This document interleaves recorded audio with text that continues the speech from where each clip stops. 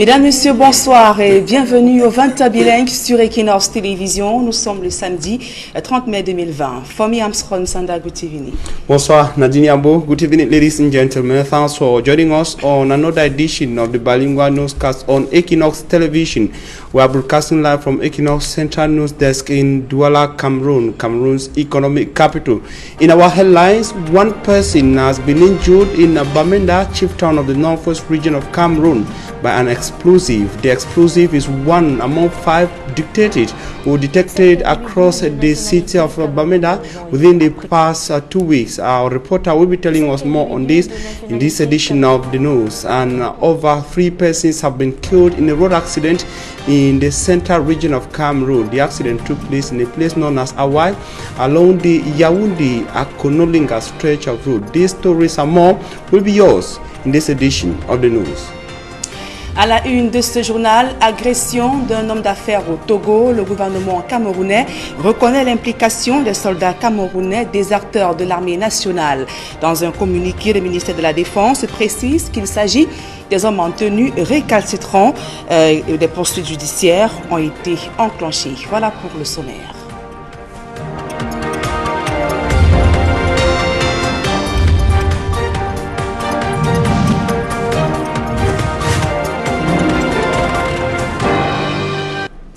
Mesdames, Messieurs, une fois encore, bonsoir et merci d'honorer ce rendez-vous de l'information sur Equinox Télévision. Je vous le disais en titre, le ministère de la Défense reconnaît l'implication de militaires camerounais dans une tentative de braquage au Togo. Dans un communiqué publié ce jour, le chef de la division de la communication au ministère de la Défense présente le soldat de première classe Essimbi Francis, le sergent Omaro Abdou Fadil et le second maître Ewandio et les Serge Hubert comme des militaires en délicatesse notoire. Les investigations ont également permis d'établir que le présumé chef de gang, Tanga Mogo Clément Didier, alias Tony, serait un homme dangereux, repris de justice, plusieurs fois condamné à des peines de prison ferme et actuellement recherché par la direction de la police judiciaire au Cameroun, qui enregistre d'ailleurs plusieurs plaintes des citoyens du côté de Yaoundé, des abus par ce dernier. Le ministère de la Défense précise que des procédures réglementaires et disciplinaires et même administratives ont été enclenchées. Les enquêtes se poursuivent et sont donc conduites par la division de la sécurité militaire et la Légion de gendarmerie du centre. Elles permettront donc d'en voir un peu plus les contours sur cette affaire qui éclabousse le Cameroun. On se souvient que la police judiciaire a mis aux arrêts 5 ressortissants camerounais accusés de braquage chez un homme d'affaires au Togo. Toute autre chose à présent, les habitants du lieu dit Loum Chantier, dans le département du Mungo, expriment leur ras-le-bol à cause d'accidents de la circulation qui sont récurrents à cet endroit, tous causés par l'état désastreux de la chaussée parsemée de nids de poules. Le reportage de Jacques Molon, Xavier Foucault. 5 personnes ont été blessées dans un accident de la circulation qui a impliqué ce camion transportant des produits brassicoles et ce cas IAS. Accident survenu sur la nationale numéro 5, précisément au lieu d'Iloum Chantier, kilomètre 99. Ces témoins racontent la scène. La voiture c'est là, le cas. Ça voulait traverser. Le cas voulait traverser ici là. Ça voulait traverser. Là, le camion Guinness, ça descendait pour aller vers du doigt là. Quand le cas voulait traverser, le camion Guinness klaxonne, poum poum. Celui-là, il était là au milieu du goudron et lui il ne pouvait plus freiner. C'est là où il cherchait à esquiver le cas, mais ça ne pouvait plus donner, c'était à bloquer. Toutes les 5 personnes qui étaient dans le cas sont blessées. Les témoins et les riverains indiquent que la cause de cet accident est le mauvais état de la chaussée parsemée de nids de poules et l'absence de doudanes. Selon eux, les accidents de la circulation y sont récurrents et constituent désormais leur quotidien. Ça ne fait même pas encore 2 mois, il y a toujours sur la même place, chaque jour. On connaît, il y a que c'est comme ça ici là. Chaque jour c'est comme ça. Nous on vient, on connaît. Quand reste, on s'attend déjà. L'autre fois, ça tue 6 mois là-bas au Carrefour. 6 mois sur place. Ça ne fait pas 3, une semaine. On était couchés ici dedans. On comprend seulement, bim, que la Diourou chargée avec le maïs est quittée, venue ici là, s'embourbait ici à l'entrée de la porte. Quand on ouvre la porte, la cabine était ici. Le chauffeur crie que merde. On dit que c'est quoi? Il dit que c'est le trou là qui m'a fauché. C'est seulement Dieu qui nous protège ici. Les autorités ont pourtant effectué des descentes et engagé des actions éphémères. La dernière fois, ils ont flatté, comme les cyclistes voulaient passer avec le vélo. On nous a flatté, on a un peu fermé quelques trous qu'il y avait en disant que nous. Mais aujourd'hui, on voit toujours les trous, les deux dames, on nous promet toujours. Rien, toujours sur la même place. Rien. Face à cette situation à laquelle ils sont impuissants, les habitants interpellent encore les pouvoirs publics. On est marre du souci. Il faut que le gouvernement trouve et fait un effort de trouver comment nous on va faire pour survivre avec l'endroit. Parce qu'on est vivre à cause de l'endroit-ci. À cause du trou-ci, ce n'est pas bien. Si l'État peut voir la situation du trou-ci. La nationale numéro 5 est l'un des axes les plus meurtriers de notre pays. Et du côté du centre, un grave accident de la circulation sur la route Akonolinga-Yaoundé a fait également 3 morts ce samedi. Et sur place à Douala, un immeuble s'effondre au lieu du quartier Bédi, en face de l'hôpital général de Douala. Comme vous le voyez sur ces images, un immeuble qui s'est effondré cet après-midi. Et les sapeurs-pompiers se sont donc mobilisés sur les lieux pour tenter de sauver certaines personnes. Il faut également préciser que l'incident a paralysé le trafic de ce côté. Donc, sur les causes de l'effondrement, suivons ces témoignages. C'est que avant notre arrivée, il y a 4 personnes qui ont été évacuées de l'immeuble avant notre arrivée. C'est-à-dire que les gens ont senti quand même un danger venir. On a fait sortir certaines. Il est vrai qu'il y a une dame qu'on a sortie de gravats. Elle est vivante. Elle est aussi amenée vers l'hôpital. Le constat, c'est que avec déjà l'appui de monsieur le maire qui est à côté de nous là, il est question déjà d'évacuer tous ceux qui sont aux alentours parce que l'immeuble que vous voyez en face de nous est directement menacé aussi. D'accord, il est question d'enlever tous ceux qui se trouvent. Si jamais il y a quelqu'un, il va devoir sortir. Réputée pour son dynamisme économique d'antan, la ville de Konsamba est aujourd'hui dans un état critique, manque de routes, manque d'eau et le chômage qui est aussi un épineux problème de ce côté. D'autres précisions dans ce reportage de Cyril Ndiemba, Isabelle Carole Zopet. Des tas d'immondices d'un bout à l'autre de la ville, des routes en quête d'un meilleur visage, Konsamba perd de la côte. Il faut qu'on essaie de libérer la poubelle. Nous-mêmes, on ne s'en sort pas avec la poubelle ici. Là. Les moustiques peuvent tuer les enfants. Le palu ici, c'est grave. Pour se mouvoir dans divers quartiers du chef-lieu du département du Mungo, il faut s'armer d'une bonne dose de courage.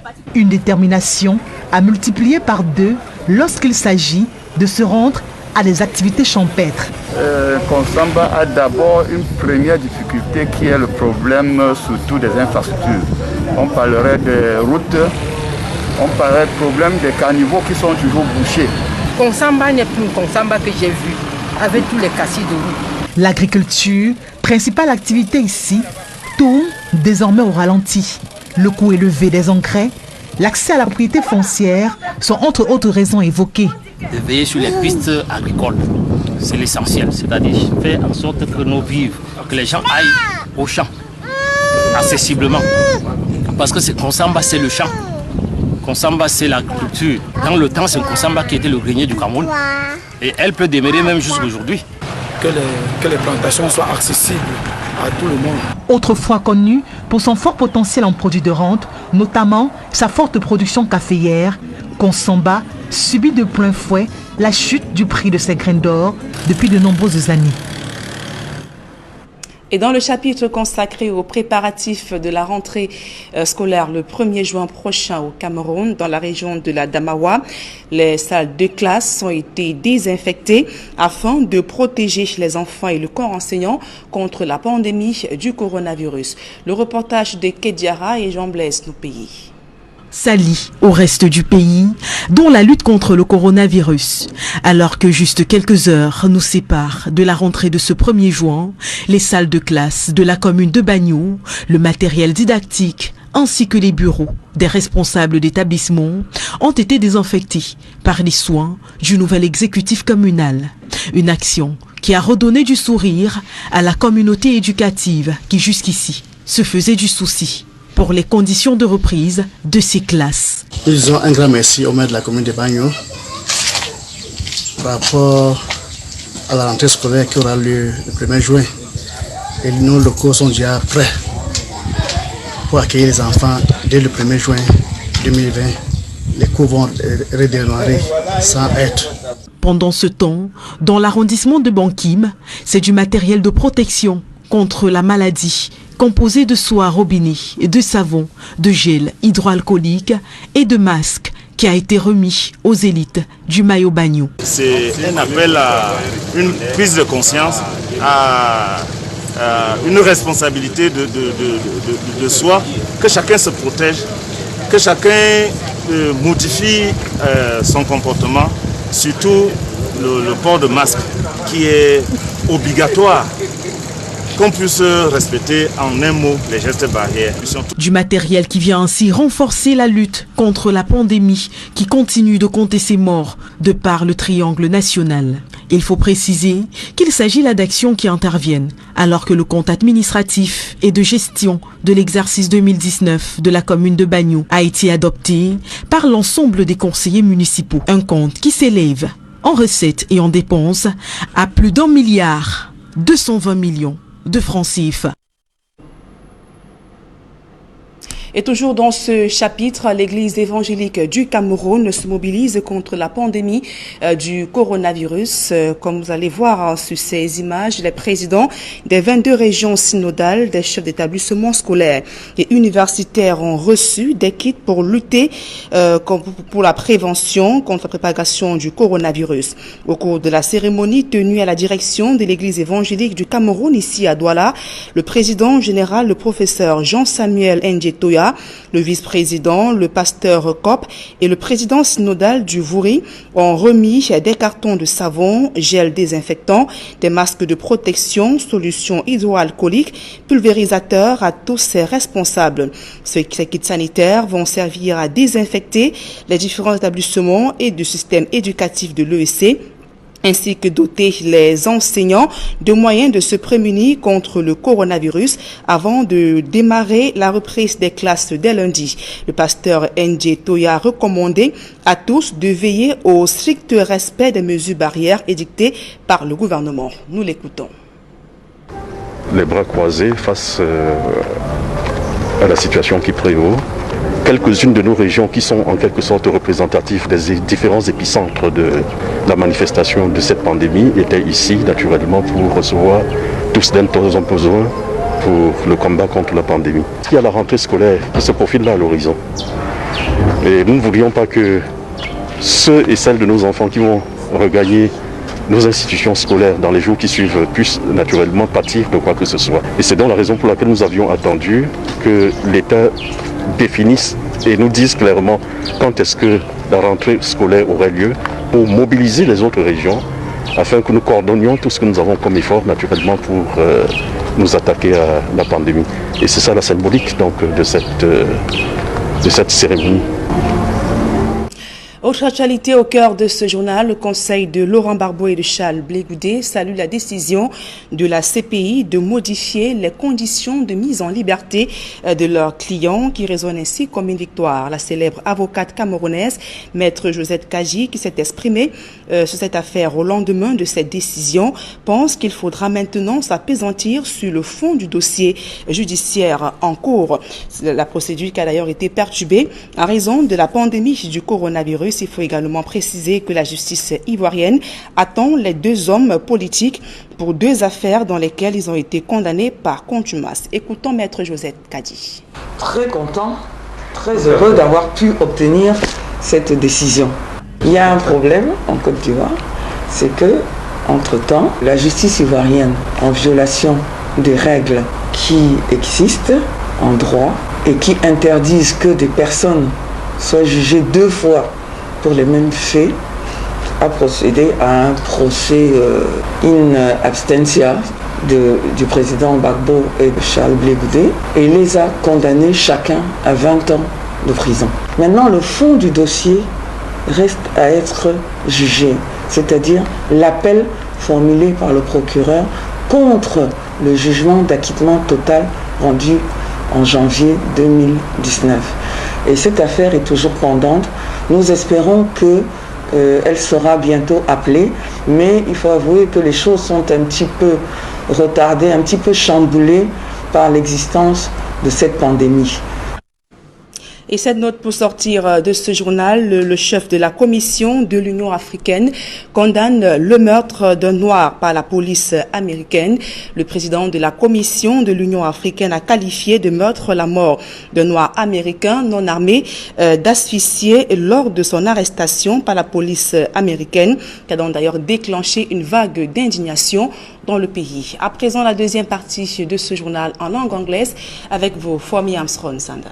Thanks, Nadine Yambo. Thanks, ladies and gentlemen, for staying with us in the second segment of news in the English language. We begin on one of our top stories. Some persons have been wounded in a building that collapsed a few hours ago at the Bedi neighborhood of the Douala 5 subdivision. Sources say the building was located directly opposite the Douala General Hospital. The intervention of the elements of the firefighting unit prevented the loss of human lives, according to sources from that incident scene. And while wounded persons, according to elements of the Army Rescue Unit, have been rushed to the hospital in the Bedi neighborhood. It is not certain what provoked the collapsed building, but local inhabitants blame it on the poor quality of construction material used in building. The mayor of the Douala 5 council is said to have been present on the scene and was asked by rescue elements to make sure that inhabitants evacuate the building and those within the surrounding also leave the place. We shall be coming back to this particular story in subsequent editions of News on Equinox Television. Meantime, at least 3 persons have been killed in a road accident that took place late this Saturday, the 30th of May 2020 in Awai, a locality on the Yaoundé-Akonolinga stretch of road in the central region of Cameroon. And another accident in Loum in the Mungo division has left several persons wounded. Local inhabitants in Loum blame the accidents on the very poor state of the road. Immaculate Fogwe tells us more on the 2 accidents. The population of Loum Kilomètre 99 and the Mungo division are in shock after witnessing a fatal road accident that occurred on the National Road number 5. The heavy-duty truck, while attempting to dodge a 30-seater bus, smashed a makeshift building with 8 persons incurring severe injuries. La voiture c'est dans le cas. Ça voulait traverser. The minibus was crossing the road to the opposite direction. While in the middle of the road, the heavy-duty truck that was heading to Douala realized that the bus could not escape its signal. The truck driver tried all it could to escape to no avail, finding itself in the makeshift building. Il cherchait à esquiver le car, mais ça ne pouvait plus donner, c'était à bloquer. Onlookers say such scenes are recurrent along the National Road number 5. They blame the bad state of the road as the root cause of most accidents. It's not up to 2 months that an accident occurred here. It has now become a routine.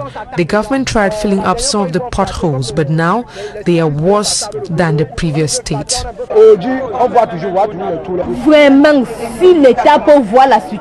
The government should look into the situation of bad roads in Cameroon.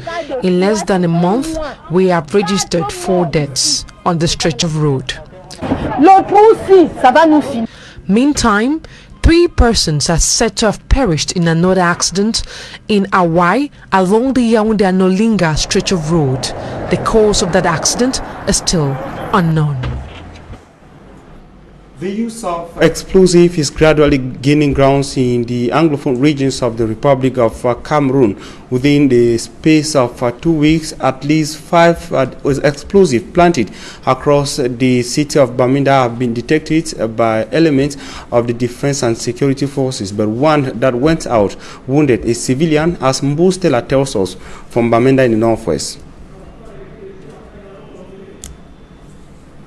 Hold that 4 in every 10 youths has something to do with drugs in Cameroon. This is the picture of a nation that is to emerge by 2035. The youths actually are the driving force, and a country needs them to build the nation. And if our brain cells are already dead from what we consume, it doesn't serve the purpose that we want to. Mrs. Karin Tangawambit, the first deputy city mayor of Limbe, in a recent outing in Boya, said we need to tackle it now, for Cameroon's picture out there is very bad. We hear stories of students stabbing teachers or students behaving erratic, all because they are consuming drugs. Then you need to, this is something that you really need to tackle right now before it becomes something. The world does not see Cameroon as a peace-loving nation. They see Cameroon as the youth becoming violent. Here Dr. Daniel Pandelion with the negative health effect of drug consumption. The drugs we consume daily destroys our immune system, and that renders the immune system powerless. And once the immune system is powerless, it cannot bring forth antibodies to fight against airborne, waterborne, or sexually transmissible diseases. So by the time the COVID-19 comes, by the time airborne comes, the immune system is already down. And Chechu Bernard, Southwest Regional Delegation, a non-governmental organization with its mission to share initiatives and impact lives, has brought together stakeholders from both the public and private sectors drawn from in and out of the region in a workshop in Boya, the Southwest Regional Capital, to fine-tune strategies on how to discourage drug consumption. Those who consume drugs are more vulnerable to COVID-19 because when you take drugs, it destroys your immune system, it affects your respiratory organ, and COVID-19 also affects your respiratory organ. So we thought it wise that the youths are the workforce, and those that are engaged into this drug abuse are the youth. We say there's a need for us to advocate, there's a need for us to call on all the stakeholders to fight against this drug abuse, which is fast destroying our youths. Ivan Sone Akome, the chief executive officer of the organization, added that it is urgent because COVID-19 is already here, and if it stays a bit longer, drug addict will be easy pickings. You listen there to Derek Jato reporting on a seminar in Buea in the southwest region of Cameroon. It was centered on the rising level of drug consumption, especially amongst young persons in Cameroon. And I will take you from the southwest region to the northwest region of Cameroon, where reports say one person has been wounded in an explosive. The explosive in Bamenda is one among 5 detected within 2 weeks in the northwest regional chieftain. Bustela has more on the story.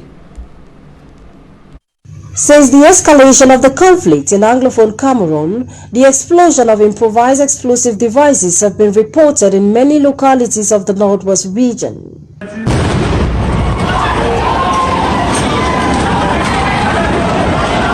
This video, taken on March 8, 2020, shows the site of an explosion few seconds after a loud noise is heard from the grandstand in Bamenda. An improvised explosive had been planted in one of the makeshift stores along the Commercial Avenue.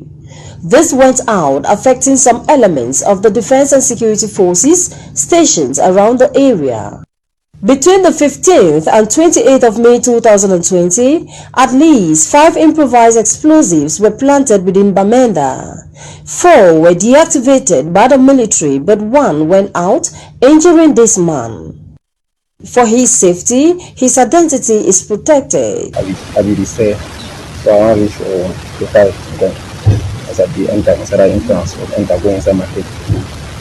We hear something exploded down like tire. You know, people they will run, me too, I will run. Something tiny jump to my back. I want to send hand to move the thing. I discover and send an iron. They don't enter my back. So I try to move the iron and I drag the iron. As I still move the iron. When I remove the iron, blood be slow in my back length. So outside, the angle, any man they run because the blood be about much. So all man they run, and then one other man, he used to see me at the same pass with me. He carried me now to the general hospital. And I received feedback because I'm now so I'm not people doing honest and I'm not people that the most criminal and they can not people that short distance from them. According to Colonel Onambele Louis, Chief of Staff at the 5th Joint Military Region, the population must denounce these acts as it is in their best interest. Quand vous posez une bombe, ce n'est plus seulement pour les militaires, contre les militaires. La bombe tue n'importe qui, ça peut être un journaliste qui passe par là, ça peut être un professeur, un enfant, une maman, un militaire. ça ne fera pas de choix. Donc il faut que la population prenne conscience et dénonce ce genre d'attitude. Across the world, improvised explosive devices have killed more coalition and government troops than any weapon in the war. According to information on the website of the United Nations, these explosions inflict grievous physical and psychological harm and spread fear and disruption across affected communities. EIDs not only hinder the political, social and economic development of a country, they also block life-saving humanitarian assistance. And apart from insecurity, the people of the northwest region of Cameroon are also suffering the coronavirus pandemic. And just how are the people preparing for school resumption on Monday, the 1st of June, as announced by the governments of Cameroon? Boustela has the answer from Bamenda. In the Northwest region, authorities say they are at above 50% ready to receive students and pupils. Basic education of the Northwest is about 65–70% ready to receive basic education examination classes.